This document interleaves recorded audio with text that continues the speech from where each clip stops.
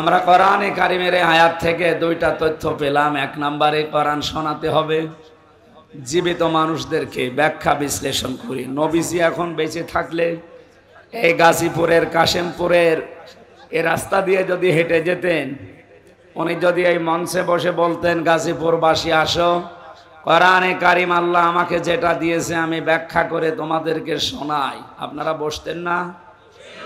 হ্যাঁ বলেন। উনি এখন নেই, ওই দায়িত্বটা এখন আলেমদের উপরে। আমার নামে যেহেতু আলেম লেখা আছে, সুতরাং ওইটা আমি একটু পেয়েছি। ওই রকম মন নিয়ে আমি এখন অ্যাডভার্টাইজ করব, ডেলিভারি দেব। আপনাদের উচিত হচ্ছে আল্লাহুম ইয়াতাফাক্কারুন, আজকের কথাগুলো নিয়ে বাড়িতে এসে চিন্তা ভাবনা করা। এই কথা বলেন না কেন?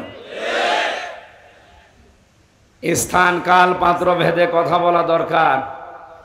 আজ বাস্তবে বিশেষ করে বাংলাদেশে আমরা নামধারী মুসলমানেরা টুপি মাথায় যারা দেয়, এই মানুষগুলো যা আরম্ভ করেছি, গভীর কিছু বিষয়ের বাস্তবতা এখনো আমরা জানি না।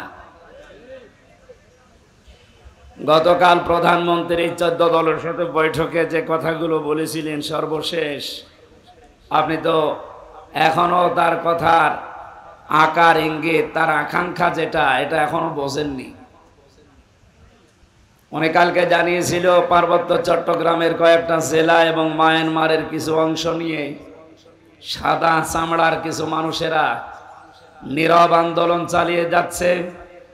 ইন্দোনেশিয়ার পূর্ব তৈমুর এবং দক্ষিণ সুদানের মতো তারা স্বাধীন খ্রিস্টান রাষ্ট্র ঘোষণা দেবে, এই জন্যে তারা এয়ারবেস তৈরি করছে।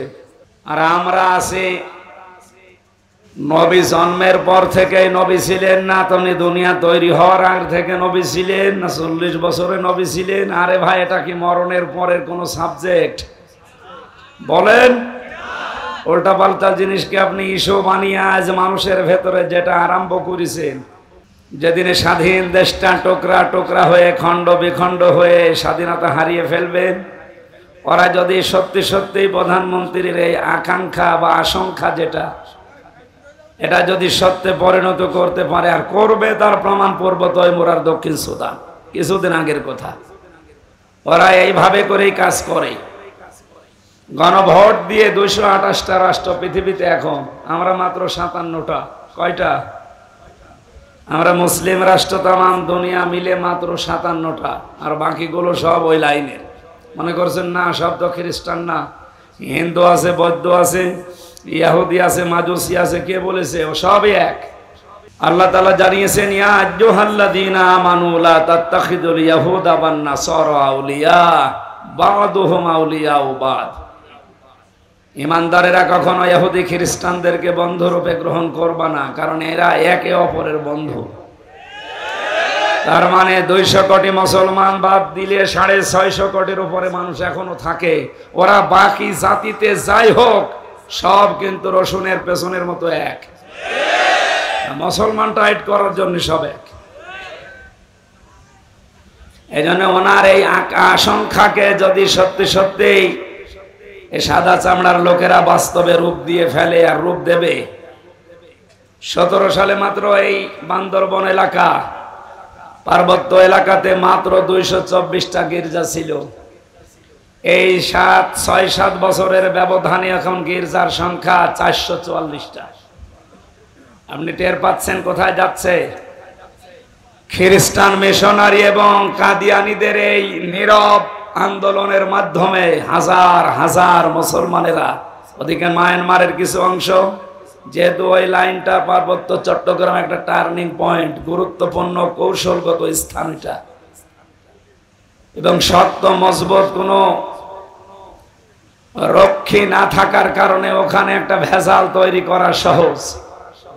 পাহাড়ি এলাকা এবং সাগর এলাকা হওয়ার কারণে মায়ানমার যেহেতু অত উন্নত না, বাংলাদেশ আমরা অত উন্নত না, এই দুই দেশটা থেকে কিছু কিছু জায়গা নিয়ে ওরা যদি একটা গণভোটের মাধ্যমে স্বাধীন খ্রিস্টান রাষ্ট্র ঘোষণা করে ওখানে এয়ারবেস যেহেতু বানানোর চেষ্টায় আছে, কাকে মারবেন আপনি এয়ারবেস তৈরি করে? তার মানে এখানে গোপন কোনো ষড়যন্ত্র হচ্ছে। এই সব নিয়ে আমাদের মাথা খারাপ হয়ে যায়। আর ও নবী কয় বছরে নবী হয়েছে এই নিয়ে আজ ফতোয়াবাজি করি অন্ধকার করে ফেলছে। তাহলে ওটা যদি মুসলমান থাকতো তার কথা মানতাম, ও তো কাফের হয়ে গেছে। সূরা আনআমের 50 নম্বর আয়াত, সূরা হুদের 31 নম্বর আয়াত। আমি দলিলগুলো লম্বা করে বলতে পারছি না, খুব তাড়াতাড়ি তাফসিরে যাব। এই দুইটা আয়াত অনুযায়ী এদেশে আজ হাজারো মানুষ এই কথা যারা বলে আল্লাহর ধন রাসূলুল্লাহকে দিয়ে আল্লাহ গায়েব হয়ে গেছে, বিশ্বাস করে কেউ যদি মন থেকে কথা বলে ও কাফের। কাফেরের জানাজা পড়া জায়েজ আছে? বলেন। মাওলানা মামুনুল হক আর আমি এক জায়গায় ছিলাম আপনাদের এই কাশিমপুরে, 3টা বছর পাশাপাশি রুমে। ওনাকে প্রতিদিন প্রায় মাঝে মাঝে আমারে বলতো, হামজা যদি বের হতে পারি জীবনে কোনো কাফেরের জানাজা পড়াবো না, যাবো না। বিষয়টা নিয়ে আপনার এত কঠিন কেন? মাঝে মাঝে আমার ব্যাখ্যা দিত, দেখো কাফেরের জানাজা পড়া জেনে শুনে কি হারাম, কথা বলে না কেন? রাসূলুল্লাহকে আল্লাহ নিষেধ করেছিলেন তার চাচার জানাজা পড়তে, কবরে যেতে। সূরা তাওবার 113 নম্বর আয়াতে আল্লাহ দলিল দিয়েছেন। সূরা তাওবার 84 নম্বর আয়াতে দলিল আছে। আল্লাহ পাক যদি রাসূলুল্লাহকে কথা বলতে পারে আপনার আপন চাচা আবু তালেব, তাও তার কবরের কাছে যেতে পারবেন না, দোয়া করতে পারবেন না, কারণ লোকটা মুশরিক। লোকটা কি? আজ যারা আল্লাহর ইবাদতে অন্য কাউকে শরীক করে জিকিরের নাম নিয়ে, আশেকের নাম নিয়ে মুশরিক হয়ে যাচ্ছে, এরাও তো কাদিয়ানীদের মতোই কাফের।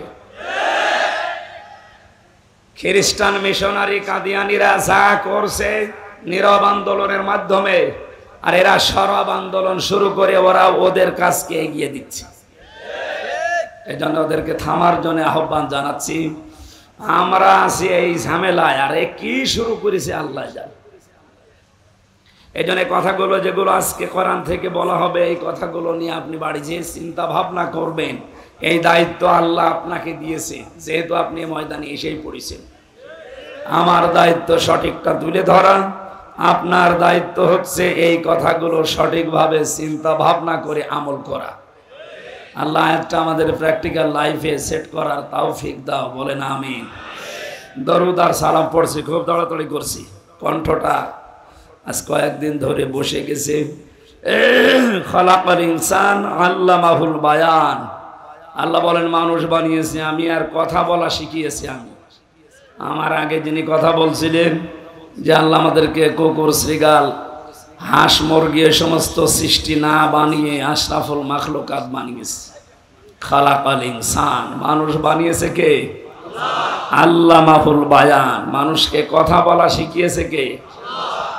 বিজ্ঞান এখন এই কথাটা নিয়ে প্রমাণ করছে। বিজ্ঞান জানিয়েছে মানুষকে এই কয়েক ইঞ্চি জায়গা থেকে এক একটা কথা বের হতে 27টা স্তর পার করা লাগে। 27টা স্তরে ধাক্কা লাগার পরে একটা কথা তৈরি হয়। যদি কোনো স্তর দুর্বল হয়ে যায়, কথা বের হতে চায় না, গা গু শব্দ হয়। এই যেটা আমার হচ্ছে, তার মানে 27টা স্তর এখন আমার ক্লিয়ার না, হয়তো কিছু কিছু স্তর আল্লাহ দুর্বল করে দিয়েছে। এ দায়িত্বটা কার?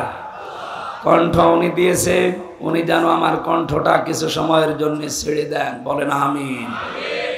সূরা রদের 19 নম্বর আয়াতটা পড়েছি। কয় নম্বর আয়াত?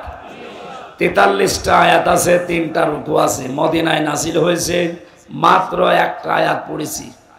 এখান থেকে আমরা তাফসীর আকারে কথা বলবো। আপনি যেহেতু পোস্টার করেছেন তাফসীরুল কোরআন মাহফিল, এটা বন্ধ করে দিন। আইছেন বন্ধ। আমার ভাইরা, কোরআনে কারীম থেকে কথা শুনতে হলে আমি এর আগে বহু তাফসীর মাহফিলে বলেছি 5টা বিষয় খেয়াল করা লাগে। কয়টা? এটা যেহেতু ওয়াজ মাহফিল না, ইসালে সওয়াব না, মিলাদ মাহফিল না, ওরস শরীফ না, নওরস শরীফ না, খসরস শরীফ না, এটা তাফসীর মাহফিল।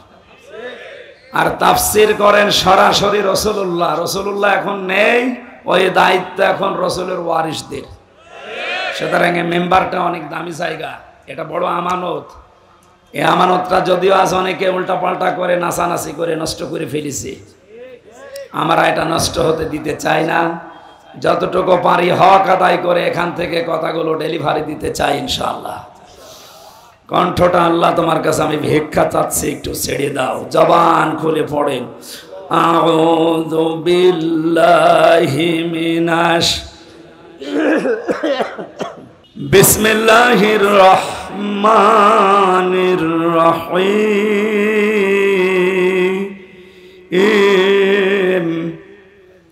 আফামান ইয়ালামু আন্নামা উনজিলা ইলাইকা মির রাব্বিকাল হক কামান হুয়া আ'মা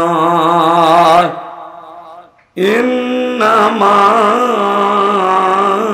ইয়াতাযাক্কারু উলুল আলবাব।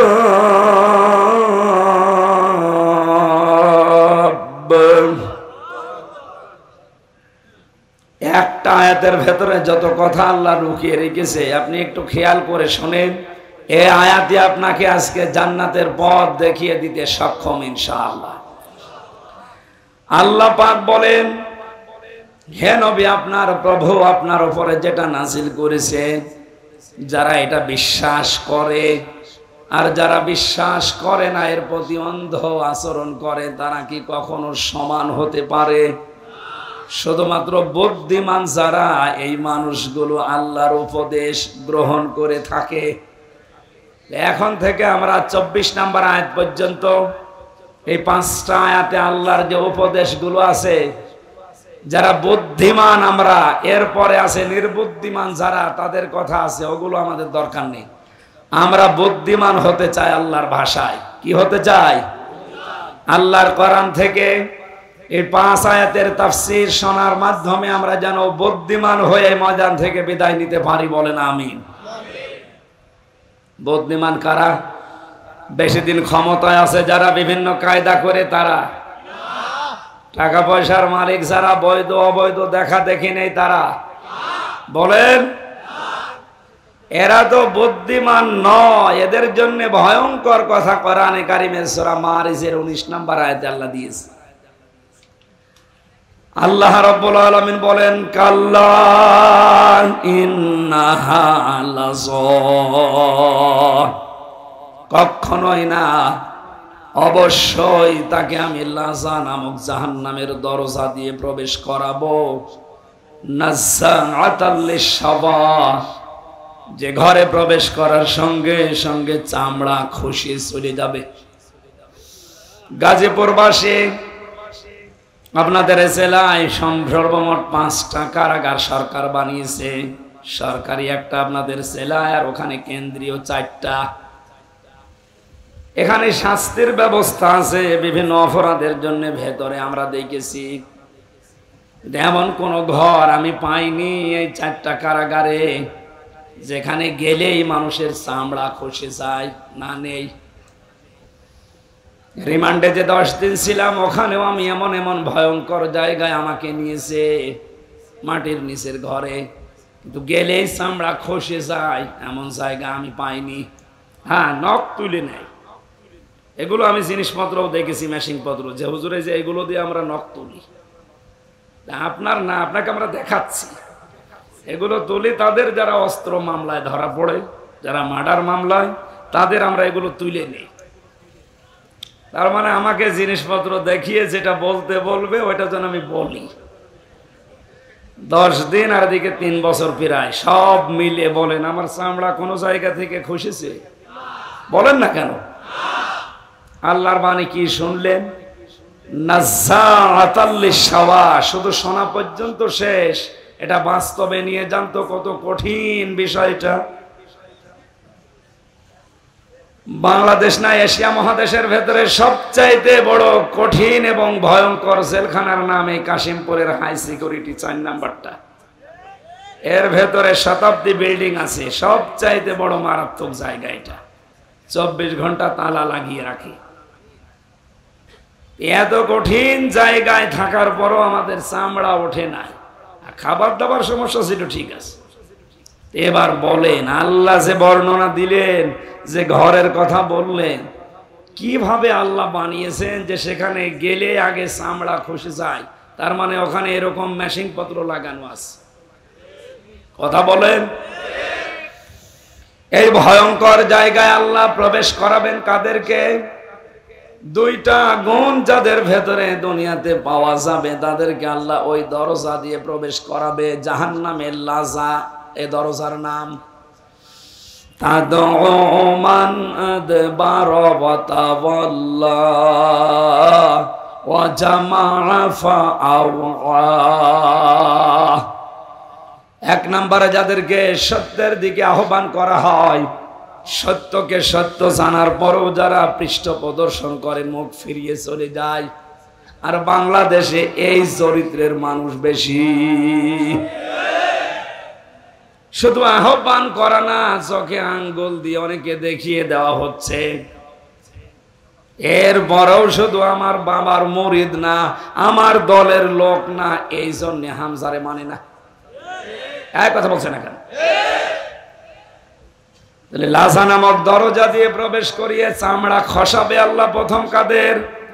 যাদেরকে সত্যের দিকে ডাকা হয়। এটা জানার পরও যে মানুষগুলো মুখ ফিরিয়ে পৃষ্ঠ প্রদর্শন করে অহংকার করে চলে যায়, আপনি দেখেন এখানে ওই চরিত্রের মানুষ আছে। দ্বিতীয় নম্বরে জামা ফাআওয়া, যারা জমা করে মাল সম্পদ আর এগুলো কি করে সংরক্ষণ করা যায় সে লাইন খোঁজে। দেশে সংরক্ষণের নিরাপত্তা পাচ্ছে না, এই জন্য বেগম পাড়া বানাচ্ছে। একটু বেশি বলে ফেললাম? না না, বেশি বলিনি, অল্প হয়েছে।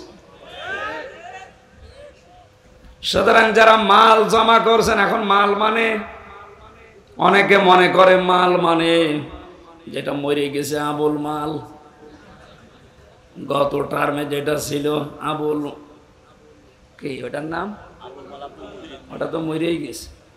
কামাল, লোটাস কামাল। মাল মানে কি লোটাস কামাল, আবুল মাল? কি মাল? না, মাল মানে শুধু টাকা না। তাফসিরে ইবনে কাসির মুফাসসিরিন ইকরাম লিখেছেন মাল শব্দের ব্যাখ্যা 5টা। যারা এগুলো বৈধ অবৈধ লাইন দেখা দেখি নেই, শুধু জমা করতেই থাকে, সংরক্ষণ করার চেষ্টা চালায়, কি করে এগুলো স্থায়ী করা যায় এই ধান্দায় থাকে, তাদেরকে লাজা নামক দরজা দিয়ে আল্লাহ প্রবেশ করিয়ে আগে চামড়া খসাবে। দেখি তো মালের অর্থ কয়টা? কালকে বলবেন। এতগুলো ছাত্র জবাব দেন কয়টা? মালের 1 নাম্বার অর্থটা বাদ দেই। না বলেন বলে আমি আবার 3 বছর যাই। যেটা যেটা দেখবো আমার গায়ে লাগবে ওইটা বাদ দিয়ে দেব।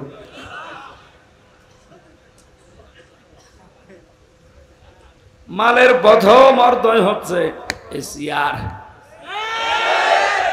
এই চেয়ার না, ক্ষমতার চেয়ার। কারণ এই চেয়ারের তো কোনো ক্ষমতা নেই। 1834 জনের চেয়ারের ক্ষমতা আছে। চেয়ার মানে যে এই চেয়ার নাকি? এই চেয়ারের কোনো ক্ষমতা আছে? তারপরে উনি সাবেক তো নেই। বর্তমান হলেও কাউন্সিলের মতো হইতো, সাবেক হয়ে গেছে। তাহলে বাস্তবতা কি? চেয়ার মানে বাংলাদেশে 1734টা চেয়ার, মেন চেয়ার। প্রধানমন্ত্রী শেখ হাসিনা থেকে শুরু করে এলাকার উপজেলা চেয়ারম্যান পর্যন্ত যারা আছে, এই 1734টা চেয়ার, এগুলো মাল। এগুলো কি? এগুলো যারা সংরক্ষণ করা জমা করা নাম্বারে মাল মানে টাকা পয়সা, অর্থ সম্পদ। 4 নাম্বারে মাল মানে অস্ত্র শস্ত্র। 5 নাম্বারে মাল মানে নেককার স্ত্রী। কয়টা জিনিস বললাম? ব্যাখ্যা করতে গেলে আপনারা উল্টা দিকে নিয়ে যাবেন। এমনি আমি যা বলি ওটা খালি উল্টা বোঝে মানুষ। আমার যে মামলা দিয়েছিল ওটা নাকি জেলখানা এখনো আছে। গত হাজিরায় ওরে নিয়ে এসেছিল। ওরে এর আগে একবার দেখেছিলাম ছেলের ভেতরে, আর এই হাজিরার দিন দেখলাম। আমি মনে করলাম জিজ্ঞাসা করে যে তুমি জেলখানার ভেতরে তো এমনি না, কোথায় এসে সিরাজগঞ্জ থেকে একটা ভাঙা কাঁচি নিয়ে এসেছে, সংসদ ভাঙবে। সংসদ কাঁচি দিয়ে ভাঙা যায়? বম মারলে ওড়ে না, আরো কাঁচি নিয়ে এসেছে পাগল সে সিরাজগঞ্জ থেকে। পুলিশে ধরেছে, বলছে আমির হামজার ওয়াজ শুনে আমি উদ্বুদ্ধ হয়েছি, এই জন্য আমি ভাই ওইসব দরকার নেই, আমি যা বলি আপনারা উল্টো বোঝেন এই পাগলের মতো। আমি শুধু তা মানে একেবারে কারো শরীরে যেন না লাগে এরকম তাফসির করে যাচ্ছি। তাহলে জমা করবে যারা, এই মালের যে 5টা অর্থ বললাম এগুলো যারা জমা করে, আর এগুলো কি করে সংরক্ষণ করা যায়, স্থায়ী করা যায়, এই চিন্তা ভাবনায় নিয়োজিত থাকে, এদেরকে আল্লাহ এমন ঘরে প্রবেশ করাবে যেখানে ঢুকলে আগে চামড়া খসে যাবে। আল্লাহ তুমি আমাদেরকে এখান থেকে বাঁচাও, বলেন আমিন। কোরআনে কারিমের সূরা রদের এই জায়গায় আল্লাহ জানিলেন, হে নবী, আমি আপনার প্রতি যে কোরআন নাজিল করলাম, যারা এটাকে বিশ্বাস করবে দুনিয়ায়, আর যারা এর প্রতি অবিশ্বাসী, যারা এর প্রতি অন্ধ আচরণ করে, এরা কখনোই সমান না। বুদ্ধিমান লোকেরাই কেবলমাত্র আমি আল্লাহর উপদেশ গ্রহণ করে থাকে। আল্লাহর উপদেশ তাদের জন্য কাজেও লাগবে। আল্লাহ পাক বলেন, ফাদাক্কির বিল কুরআনি মান ইয়াখাফু ওয়াঈদ। So admonish and or by the Holy Quran him who face my threat. হে নবী, কোরআন দিয়ে এই বুদ্ধিমান মানুষগুলোকে সুসংবাদ দেন, সতর্ক করেন যে মানুষগুলোর ভেতরে আল্লাহর ধমকের ভয় আছে। আমরা যত বড় শরীরের অধিকার হই, যতদিন ক্ষমতায় থাকি না কেন, মুসলমান যারা দাবি করছি, অবশ্যই আমাদের ভেতরে আল্লাহর ধমকের ভয় আছে। এই কথা বলেন। এখানে আমরা যেহেতু বুদ্ধিমান, আল্লাহর ধমককে আমরা ভয় করি, তার উপদেশ আমাদের কাছে আসবে। আল্লাহ এবার উপদেশ আরম্ভ করছেন। আল্লাহ রাব্বুল আলামিন বলেন, বুদ্ধিমান বিবেক সম্পন্ন মানুষ কারা জানো? যাদের ভেতরে এই গুণগুলো দুনিয়াতে দেখতে পাবে, তারা এই দুনিয়ায় আমি আল্লাহর ভাষায় বুদ্ধিমান। আল্লাযীনা ইউফুনা বিআহদিল্লাহ ওয়া লা ইয়ানকুদুনাল মিসাক। দুইটা কথা পেলাম এই আয়াতে, আপনি নিজের সাথে সব সময় মিলাবেন। 1 নম্বরে যারা আল্লাহকে প্রদত্ত অঙ্গীকার রক্ষা করে, 2 নম্বরে প্রতিজ্ঞা করার পরে যারা ভঙ্গ করে না। এবার আসেন তো এই 2টা শব্দ নিয়ে আমাদের বাস্তব জীবনে যায়। আল্লাহর সাথে দেওয়া অঙ্গীকার যারা দুনিয়াতে রক্ষা করতে পারবে, আল্লাহর সাথে অঙ্গীকার আমাদের কয়টা? বলেন বলেন।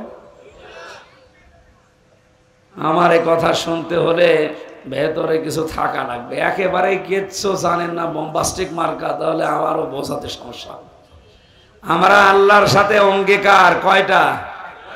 একটা করেছিলাম রূহের জগতে। উনি আমাদেরকে জিজ্ঞাসা করেছিলেন, ওয়াইদ তাআযানা রাব্বুকা,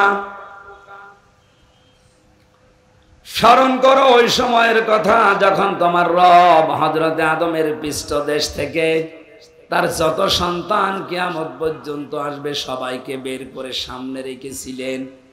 জিজ্ঞাসা করেছিলেন, আলাস্তু বিরব্বিকুম, আমি কি তোমাদের রব না? যত রূহ আমরা ওই জায়গায় ছিলাম, এক বাক্যে বলেছিলাম, ক্বালু বালা, অবশ্যই আপনি আমাদের রব। আমরা কিন্তু ক্বালু নাম বলতে পারতাম যে হ্যাঁ আপনি আমাদের রব, কিন্তু নাম শব্দ না ব্যবহার করে আমরা বালা বলেছিলাম। নাম মানে হা, বালা মানে হা। নাম মানে এমনিতেই হা, আর বালা মানে গ্যারান্টি দিয়ে হা। বলেন সুবহানাল্লাহ। ওই সময় আল্লাহ পাক ডান হাত, কুদরতি হাতকে এভাবে মেলে ধরেছিলেন। এর ভেতরে যত রূহ দেখা গেছে আদমের সন্তানদের, নবীজিকে আল্লাহ হযরতে আদমকে শুনিয়েছেন, আদম এগুলো তোমার সব জান্নাতি সন্তান। বাম হাত এভাবে বের করে যখন মেলে ধরলেন, এখানে যে রূহগুলো ছিল আল্লাহ পাক বলেছিলেন এগুলো তোমার সব জাহান্নামী সন্তান, দুর্ভাগা এরা।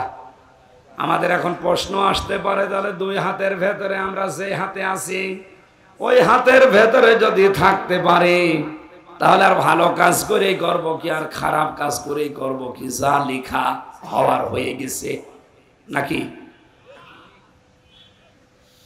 এর জবাব দিয়েছেন যারা হাদিস বিশারদ, মুহাদ্দিসিন ইকরাম বলেন, মহান আল্লাহ যে হাতগুলো দেখিয়েছেন ওই দিন আমাদের কাছ থেকে জবাব নেওয়ার পর, যে আদম তোমার এই সন্তানগুলো জান্নাতি, এই সন্তানগুলো জাহান্নামী, কিয়ামত পর্যন্ত পৃথিবীর ময়দানে আমি এদেরকে পাঠাবো, তার ভেতরে আমরা আছি। জবাব হচ্ছে এইটাই, যাদেরকে আল্লাহ ডান হাত থেকে বের করেছিলেন কিয়ামত পর্যন্ত ওরা আসবে দুনিয়ায়, ওদেরকে দিয়ে আল্লাহ জান্নাতে যাওয়ার কাজগুলো করিয়ে নেবেন। রাত 3:30টার সময় ঘুমিয়েছে, 4:30টার সময় আজান দিচ্ছে ফজরের, মাত্র 45-50 মিনিট ঘুম হওয়ার পরে স্ত্রী ডাক দিচ্ছে, তাড়াতাড়ি করে ওঠো, ফজরের নামাজের সময় হয়ে গেছে। ও তাড়াতাড়ি উঠে নামাজ পড়তে পারলে ওর কাছে আনন্দ লাগে। এক কথা বলে না কেন? ঠিক আর একটা লোক রাত 9টার সময় ঘুমিয়েছে, রাত 4:30টার সময় আপনি তারে ডাক দিচ্ছেন, 8টা-9টা ঘন্টা মরণের ঘুম ঘুমিয়েছে, ফজরের নামাজে ডাক দিলে এখনো পর্যন্ত বলে আমার ঘুম হয়নি, ডিস্টার্ব করলি কেন? আপনি ধরে নিতে পারেন আপনি আছেন ডান হাতে আর ওই লোকটা আছে ওই বাম হাতে। আপনাকে আল্লাহ ভালো কাজ করাবে যদি ওই ডান হাতের ভেতরে থাকেন, আপনার মন মানসিকতা ভাবে পয়দা করে দেবে। লা ইয়াস্তাউই আসহাবুন নারি ওয়া আসহাবুল জান্নাহ, আসহাবুল জান্নাতি হুমুল ফাইজুন। হে নবী, যেই মানুষগুলো জান্নাতি আর যারা জাহান্নামী এরা কখনো সমান হবে না, এদের রাস্তায় আলাদা। আপনি কখনো তাদেরকে এক রাস্তায় চলতে দেখবেন না, এদের দুনিয়ার জীবনটাই পুরো আলাদা জীবনে চলবে। আজকে আসার সময় ফ্যান্টাসি কিংডম দেখাচ্ছিল এখানকার একজন, আর আমারে বলছে এখানে এমন কোনো কাজ নেই যেটা বৈধভাবে হয় না। ওখানে কাজ তো সব বৈধভাবে হচ্ছে নাকি? ওখানে আপনি এরকম মানুষকে নিয়ে যেতে পারবেন পিটিয়েও? পারবেন না। ওখানে যাওয়ার মানুষের দুনিয়ায় আলাদা, আর ওখানে যারা যায় ওদেরকে আপনি মসজিদে, মাদ্রাসা, ঈদগায় পাবেন না। এখানে আসলে ওদের শরীরে জ্বালা ধরবে, আর এই চরিত্রের মানুষগুলো ওই জায়গায় গেলে এদের শরীর খারাপ হবে। বিশ্ব নবী মুহাম্মদ রাসূলুল্লাহর বয়স এই যে এই বয়সের 8-9 বছর, ওনাকে একটা মেলায় নিয়ে গিয়েছিল বন্ধুরা। আল্লাহর নবীকে উকাস মেলায়, এই মেলাতে নিয়ে যাওয়ার পরেই তিনি সঙ্গে সঙ্গে অজ্ঞান হয়ে গেছেন। ওখানে যে ঘুম তিনি দিয়েছেন, ঘুমের ভেতরে তারপর আর রাত চলে গেছে। সূর্যের আলো যখন সকালবেলা তার মুখের ওপরে পড়েছে, নবীজি টের পেয়ে দেখলেন আশপাশে কেউ নেই। ওরা গান বাজনা, মেলা যা করার আনন্দ ফুর্তি করে সবাই বিদায় নিয়ে চলে গেছে। পুরাটা সময় বিশ্ব নবীকে আল্লাহ জাহান্নামী কাজ থেকে বাঁচিয়ে রেখেছে। আপনি যদি সত্যি হযরতে আদম আলাইহিস সালামের সন্তানদের আল্লাহর ডান হাতের ভেতরে পড়ে যান, এমন ভালো ভালো কাজের আঞ্জাম আপনাকে মরণের আগ পর্যন্ত আল্লাহ দেওয়াতেই থাকবে। হ্যাঁ, এখানে কিছু নিয়ম নীতি আছে। আপনাকে ভালো ভালো কাজ পাওয়ার পরে শুকরিয়া আদায় করা লাগবে আল্লাহর। লাইন শাকারতুম লাযিদান্নাকুম ওয়া লাইন কাফারতুম ইন্না আযাবি লাশাদীদ। যদি আমার নিয়ামতের শুকরিয়া আদায় করো আমি আল্লাহ ওইটা বাড়িয়ে দেব।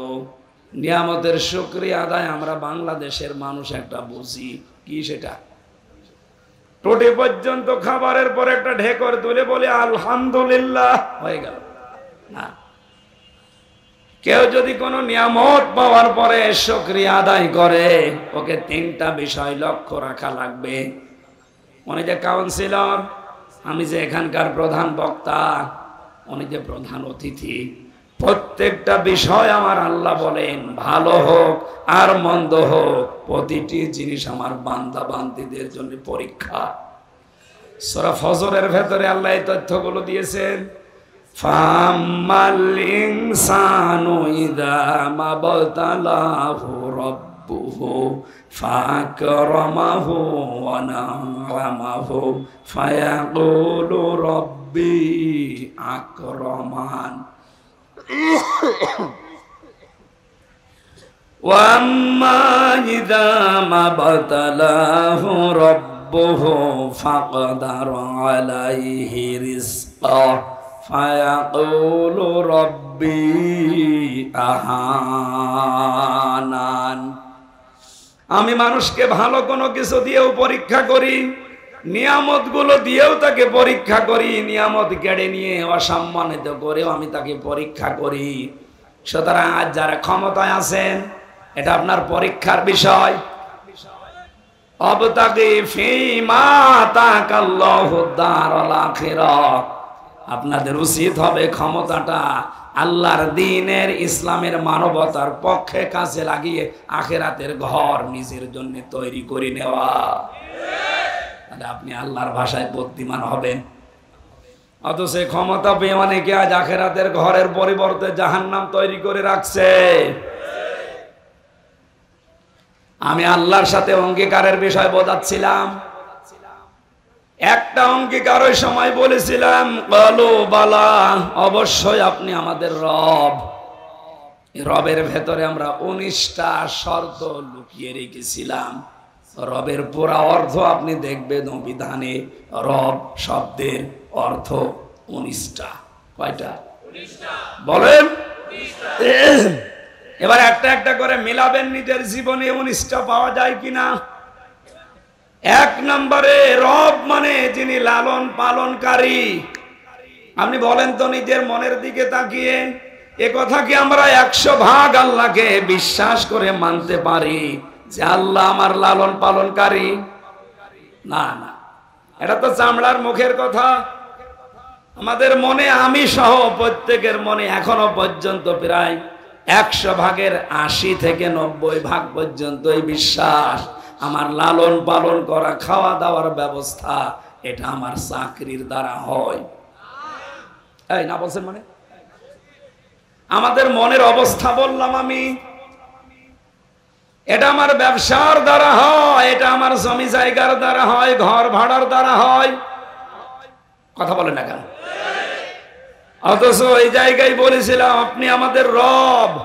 আল্লাহ বলেন আন তাকুলু ইয়াউমাল কিয়ামাহ ইন্না কুন্না আন হাযা গাফিলিন।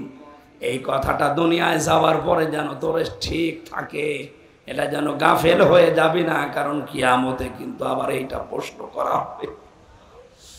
গাজীপুরবাসী আল্লাহর সাথে অঙ্গীকারের প্রথম যেটা আমি দেখছি, এটা আমরা ফেল করে ফেলেছি। আমাদের মনের ভেতরে এখনো বদ্ধমূল ভাবে এই ভরসা তৈরি হয়নি যে চাকরি, ব্যবসা, ঘর ভাড়া, এটা আমার মাধ্যম। আসলে আমাকে খাওয়াতে পারে শুধুমাত্র কে? খাবার চারিদিকে তৈরি করে ফেলে রাখা আছে। আল্লাহ এমন একটা অসুখ আমাকে দিতে পারে যে অসুখের কারণে একটা খাবারের দিকেও তাকানো সম্ভব না। কত ধনী ধনী মানুষকে আমি এদেশে দেখেছি।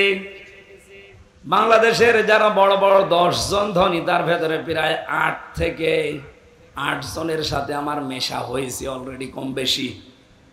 সবচাইতে বড় ধনীর তালিকায় পাবেন আপনি আকিস গ্রুপকে। 10 জনের ভেতর আর একজন না। ওদের সাথেই তো কয়েক বছর, জেলে যাওয়া 3 বছরের আগে ওদের সাথেই তো ছিলাম।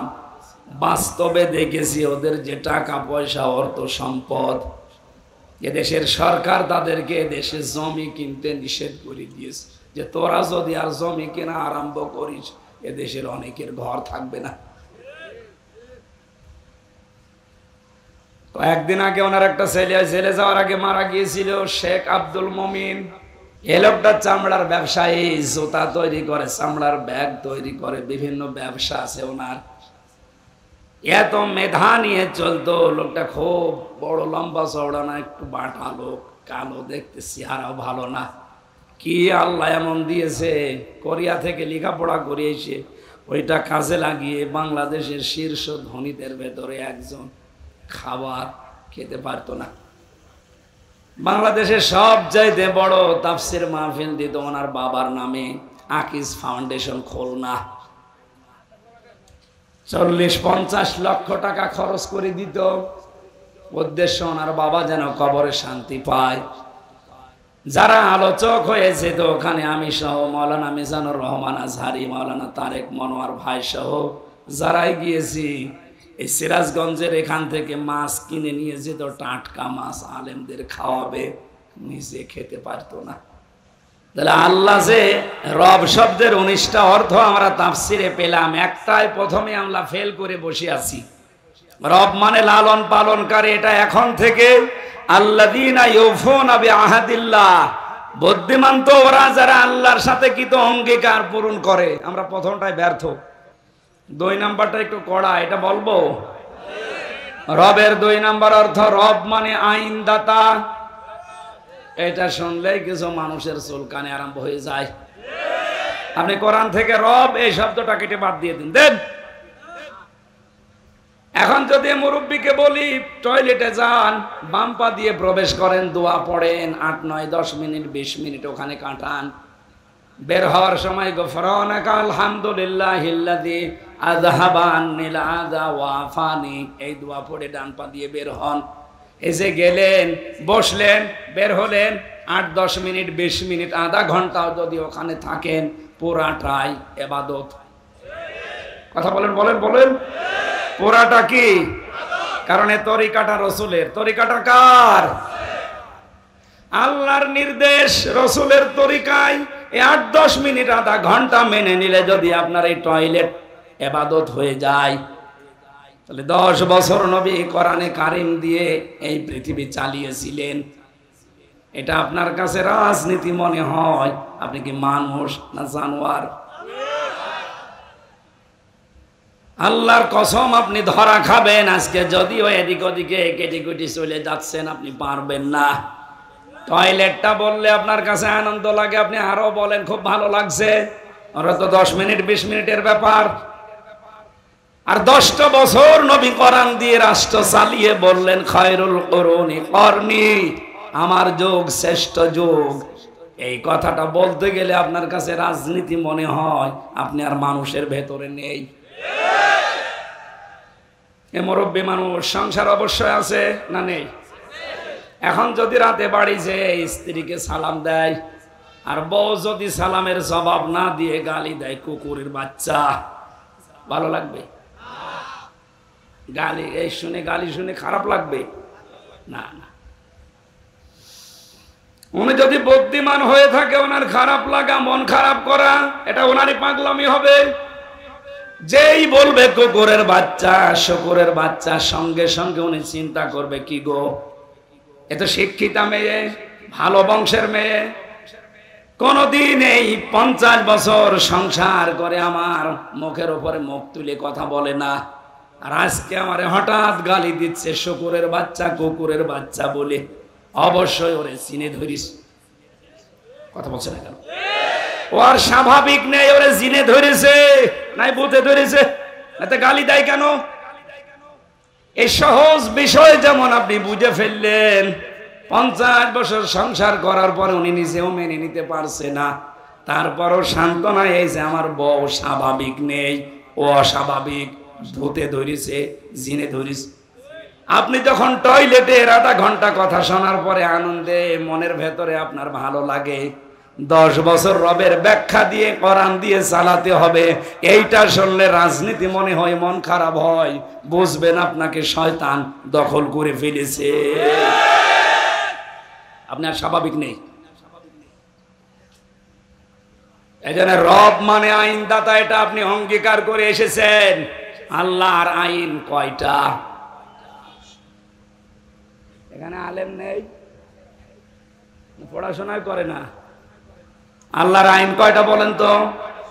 500। কত?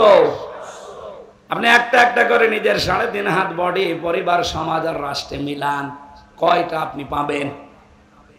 আমার যতটুকু ধারণা, আমাদের 3.5 হাত বডি থেকে আমাদের সংসদ পর্যন্ত একটা আইনও আল্লাহ নেই। কোনটা আছে আপনি বলেন, আমি দেখি মিলাই, বলেন। নেই, একটাও আমি পাই না। অথচ আহাদিল্লাহ প্রথম শব্দই আল্লাহর সাথে যে অঙ্গীকার গুলো রবের সাথে করেছেন, এগুলো যারা ঠিক রাখে দুনিয়ায় এরা বুদ্ধিমান। এটা ঠিক রাখতে গিয়ে আজ অনেকেই বিপদে আছে। এই কথা ঠিক রাখার জন্যই তো আল্লাহর আইনের কথা বলা হয়। আল্লাহ লালন পালন করি, এই বিশ্বাসটা জন্ম দেওয়া হয় যে দুনিয়ার সব কিছু থেকে মুখ ফিরিয়ে আল্লাহ লালন পালন করতে পারে, বিশ্বাস তৈরি করেন। রবের 3 নাম্বার অর্থ, রব মানে যিনি চাওয়ার আগে জিনিস দিতে পারেন। মায়ের পেটের ভেতরে বাবার স্ফুলিঙ্গ দিয়ে দ্রুত গতিতে যে পানিটা বের হয়ে যায়, বিজ্ঞান জানিয়েছে এটা মায়ের রেহেম পর্যন্ত যেতে যতগুলো ধাক্কা লাগে, 40,000 মানুষ 1 ফোঁটা বীর্য দিয়ে তৈরি হওয়া সম্ভব। কিন্তু জরায়ুর দেওয়ালের সাথে ধাক্কা লেগে ওই পর্যন্ত যে রেহেম পর্যন্ত পৌঁছাতে পারে না, অনেকে পথের ভেতরেই মারা যায়, পড়ে যায়। ওখানে হয়তো শুধু হামজা গেছে আর হামজার ওই বোনটা গেছে, বাকি আর কেউ যেতে পারে নাই। অথচ আমার বাবার ওই 2 ফোঁটা বীর্য দিয়ে 80,000 হামজা বানানো সম্ভব ছিল। আমাকে আল্লাহ ওখানে নিয়ে যাওয়ার পরে 40 পাল্টাতে থাকেন। 6 মাস বয়স হয়ে যাওয়ার পরে আমার খাবারের প্রয়োজন দেখা দেয়। বিজ্ঞান জানিয়েছে, আয়াতটা গবেষণা করে, ফালিয়ানজুরিল ইনসানু মিম্মা খুলিকা মিম্মা দাফিক ইয়াখরুজু মিন বাইনিস সুলবি ওয়াত তারাইব। এই যে সলবন, এটা 1 বছর, তারাইব বহু বছর। সলবন বলা হয় ছেলেদের লজ্জাস্থান, আর তারাইব বলা হয় মেয়েদের লজ্জাস্থান। ছেলেদের ক্ষেত্রে আল্লাহ 1 বছর দিলেন, মেয়েদের ক্ষেত্রে আল্লাহ বহু বছর দিয়েছেন। আমার প্রশ্ন এটা, সন্তান জন্ম দিতে বাবার কোনো ভূমিকা নেই? আমার মনে হয় আলোচনা একটু উপরের হয়ে যাচ্ছে, আপনারা বুঝতেছেন?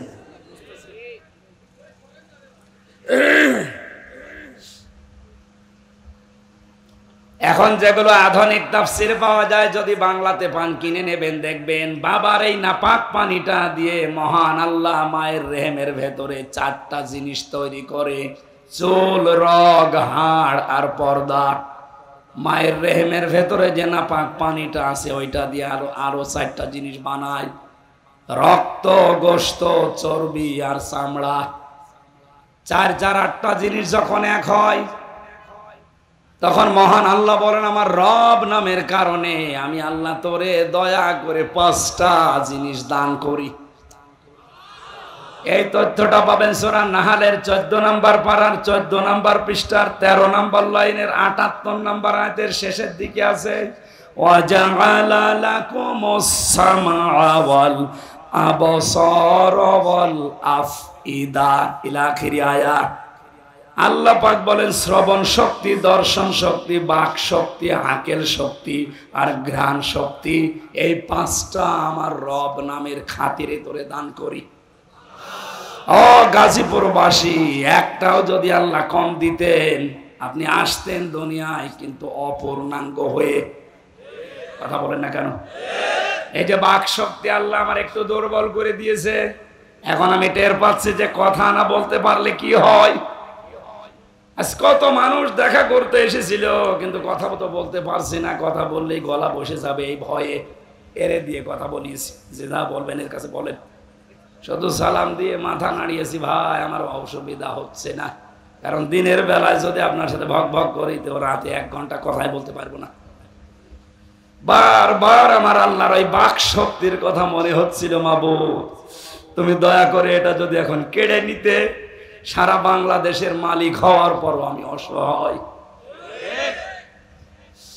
রমজানে সৌদি আরবে ছিলাম, মদিনাতে একটা ভিডিও দেখছিলাম, ওখানে বিচারক যিনি মাত্র 11 বছর বয়সের একটা ছেলেকে ডাক দিচ্ছে, অন্ধ ছেলেটা, ওরা কোরআন শরীফ ওর সিনার ভেতরে এত সুন্দর তেলাওয়াত করলো। বিচারক বলছে, বাবা তোমার যে চোখ নেই, তোমার কি আল্লাহর প্রতি কোনো অভিযোগ নেই? ছেলেটা চোখের পানি ফেলে দিয়ে বলছে, বিচারক আমার আল্লাহর প্রতি কোনো অভিযোগ তো নেই, আমি আরো বেশি সন্তুষ্ট। বিচারক বলছে, কি তোমার চোখ নেই, তুমি দেখতে পারো না এই বয়সে? ওরা কোরআন মুখস্থ করে ফেলেছ, আর আল্লাহর প্রতি তোমার কোনো অভিযোগ নেই? কেন কেন অভিযোগ নেই বলো তো? ছেলেটা যে কথা বললো ওটা শুনে আমিও কেঁদে ফেলেছি। ছেলেটা ডাক দিয়ে বলছে, বিচারক আমি কিন্তু কোরআনে কারিমের শুধু হাফেজ না, পুরাটা আমার মাতৃভাষায় আয়ত্ত করা আছে।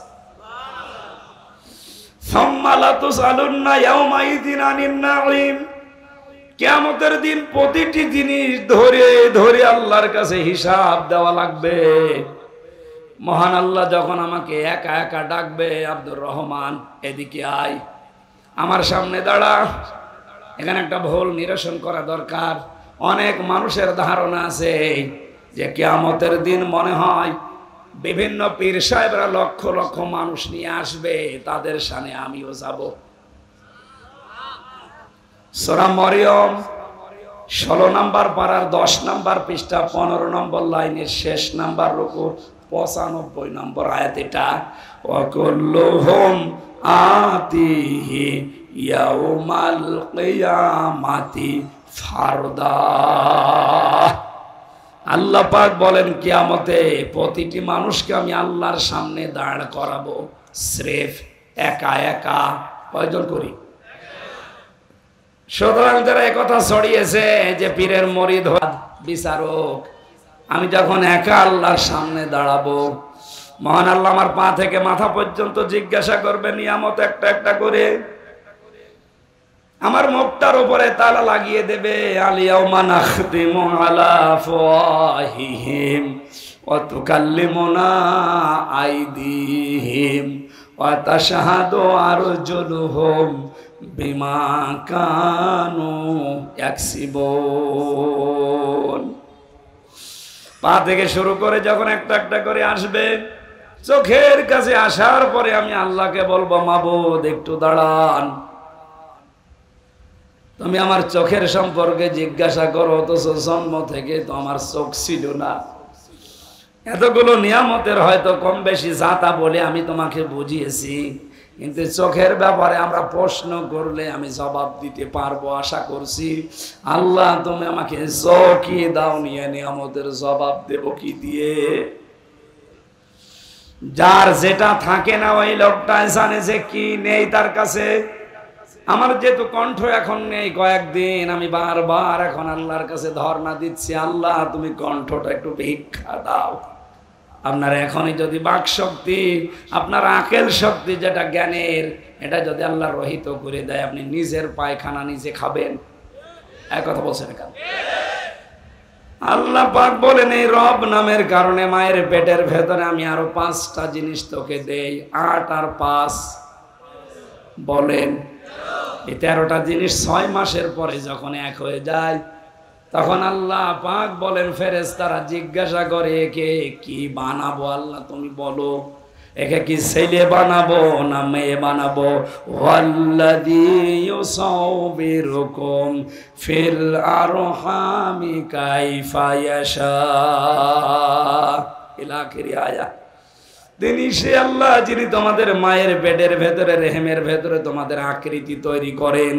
সুতরাং ছেলে হবে না মেয়ে হবে, এ সিদ্ধান্ত কার? আরো জোরে। মেয়ে হলে যারা বর প্রতি রাগ করে তারা বর উপরে রাগ না আল্লাহর উপরে।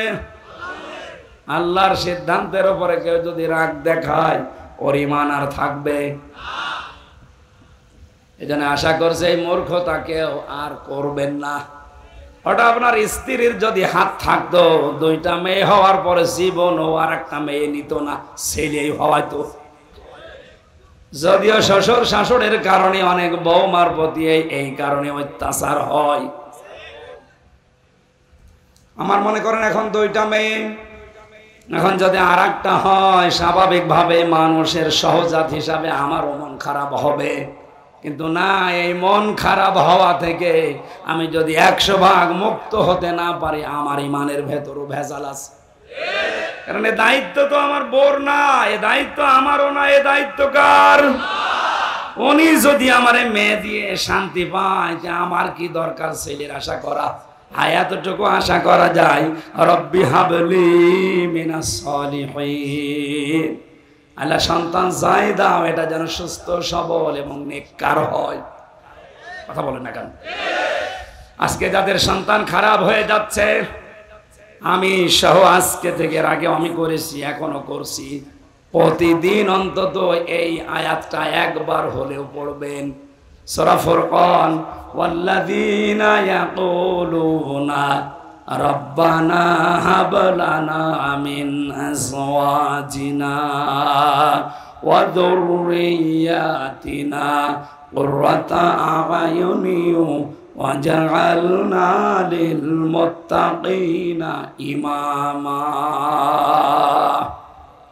বিয়ে যারা করেননি এবং যারা করবেন, যাদের সন্তানাদি হচ্ছে হবে, এই আয়াতটার ভেতরে আল্লাহ গুরুত্বপূর্ণ 3টা জিনিস লুকিয়ে রেখেছেন। আল্লাহর কাছে মন থেকে মানুষ কথা বলে, আল্লাহ তুমি আমাকে বউ দাও। কি দাও? শুধু বউ না, আমাকে সন্তান দাও। আমার বউটা, আমার সন্তানটা যেমন এমন আচরণ করে, এমন চরিত্রের হয়, যাদের দেখলে আমার চোখ জুড়িয়ে যায়, তুমি আমাদেরকে ইমাম মুত্তাকি মানুষদের নেতা, ইমাম উত্তরাধিকারী বানিয়ে দাও। সরি বলেন আমিন। এই দোয়াটা যদি আমরা এখনো পর্যন্ত আমল আরম্ভ করি, সাহাবায়ে কেরামের জীবন থেকে এটা প্রতিষ্ঠিত, প্রমাণিত। আপনার সন্তান আমরা গ্যারান্টি দিতে পারি কোনোদিন মদ খেয়ে, বাবা খেয়ে আপনার সামনে আসবে না। আজকে থেকে আমি সহ যারা আসে, দোয়াটা পড়া প্রতিদিন একবার হলেও পড়া যাবে না? আল্লাহ আমাদেরকে আমল করার তৌফিক দাও। রবের যে 3 নাম্বার অর্থ, এটা আমাদের জীবনে মিলছে না। কোন জিনিস চাওয়ার আগেই যখন উনি দান করেন, খাবারের প্রয়োজন দেখা দেওয়ার পরে কোন ডাক্তার, ইঞ্জিনিয়ার, মা বাবা খাবার পৌঁছিয়ে দেয়নি। আল্লাহ পাক বলেন, তোর মায়ের মাসিক অসুখ বন্ধ করে ওই খাবারটা তোরে খাওয়িয়েছি আমি। মুখ দিয়ে না খাওয়িয়ে আমি খাওয়িয়েছি তোর নাভি দিয়ে। মুখটা পবিত্র রেখেছি এই কারণে, যেন মুখ দিয়ে বাবা খাওয়া না হয়, ডাল খাওয়া না হয়, মানুষের সম্পদ আত্মসাৎ করে খাওয়া না হয়। এই কথাগুলো পবিত্র জীবন তৈরি করার জন্য আমি মুখ দিয়ে নাপাক রক্তটা না দিয়ে নাভি দিয়ে দিলাম। কিন্তু যখন দেখি আমার এই বান্দায় এই মুখ দিয়ে নাপাক জিনিসগুলো প্রবেশ করায়, তখন আমি আল্লাহর আফসোস, আমার ফেরেশতারা আমারে প্রশ্ন করে। বিশ্বনবী মুহাম্মদ রাসূলুল্লাহকে যখন তার দুধমা হালিমা, এটা সিরাত ইবনে হিশামে পাবেন, উনি কোলে তুলে নেওয়ার পরে ডান স্তন দিয়েছিলেন, উনি পান করলেন, বাম স্তন দিলেন, উনি মুখ বের করে নিলেন। হযরতে হালিমা 3 বার মুখ লাগিয়েছে, নবীজি 3 বারই মুখ বের করে নিয়েছিলেন। চোখের ইশারা দিয়ে যেন বোঝাতে চাই, মা হালিমা জোর করেন কেন? ডান স্তন এটা আমার অধিকার ছিল, আমি পান করেছি।